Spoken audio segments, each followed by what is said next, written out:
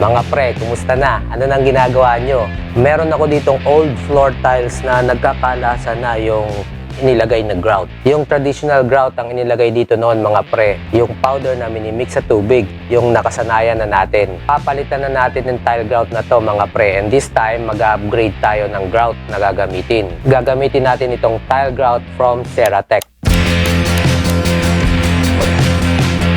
Mga pre, epoxy ang Ceratec tile grout. Alam naman natin na kapag epoxy, matibay talaga yan at pangmatagalan. Alam din natin na laging may kakambal ang epoxy na hardener. Ganon din itong Ceratec. May separate canister para sa hardener.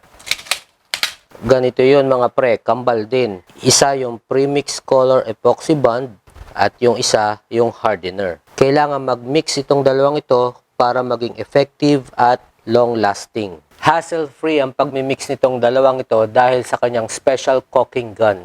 Ito yun. Hindi ito yung usual na caulking gun na isang canister lang ang pwedeng ibala. Dito dalawa. Double barrel gun to. Para sabay silang mag-dispense kapag pinindot mo na ang caulking gun.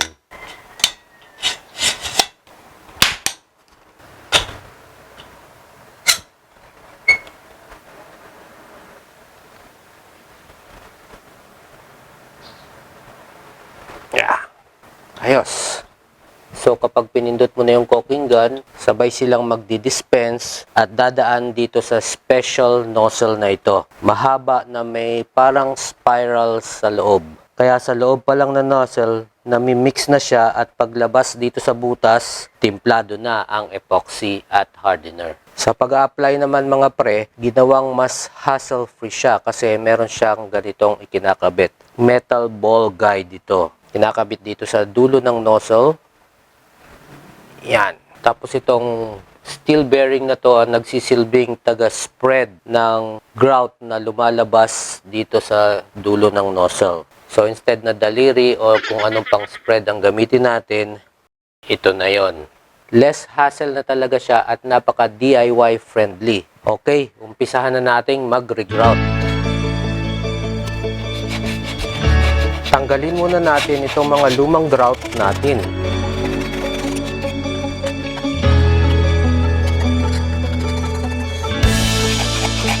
Pagkatanggal ng old grout, siguraduhing malinis na uli ang kapaligiran.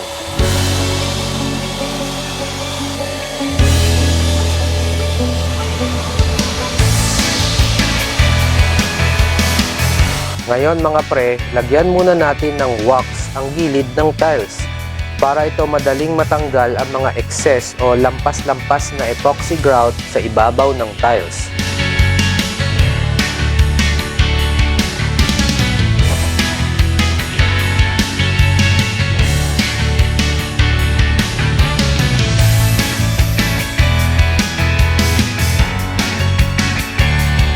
Now, pwede na tayong maglagay ng Ceratec.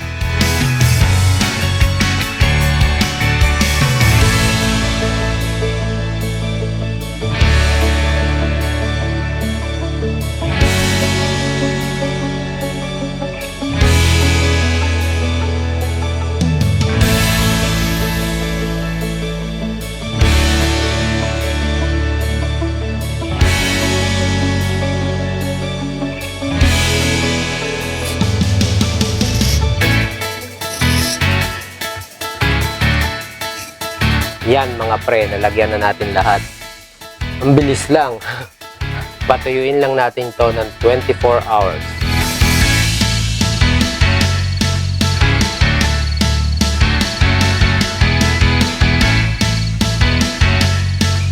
Tuyo na mga pre.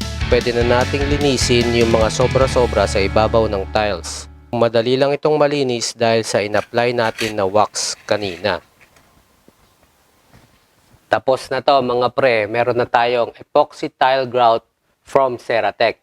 Epoxy to, so pangmatagalan na talaga ito. Wala nang stains, walang discoloration, wala nang flaking off, at syempre, heavy duty. Few notes lang mga pre kung magdi-DIY kayo ng Ceratec epoxy grout. Una, lagyan nyo muna ng wax ang paligid ng tiles kasi mahirap talagang tanggalin ng epoxy pag walang wax ang tiles. Pangalawa, pwede kayong magpabalik-balik ng hagod kung hindi pa napupuno ng grout yung space in between tiles. Hindi rin naman agad matutuyo ang epoxy. Pangatlo, gumamit kayo ng tile intersection perfector. Yun. Para maging malinis tingnan ang pagkakalatag nyo ng grout sa intersection ng mga tiles. Itong tile intersection perfector, itong wax, yung metal ball guide, yung double barrel caulking gun, at syempre yung epoxy, lahat yan available sa Shopee at Lazada shop ng Ceratec. Ilalagay ko yung link sa description sa baba. Ayos na! Maraming salamat sa Ceratec sa pagbibigay ng epoxy tile grout na ginamit natin ngayon dito sa video. Kaya mga pre, kung powder tile grout pa rin ang gamit nyo, it's time to upgrade. Yun lang mga pre, salamat sa panonood.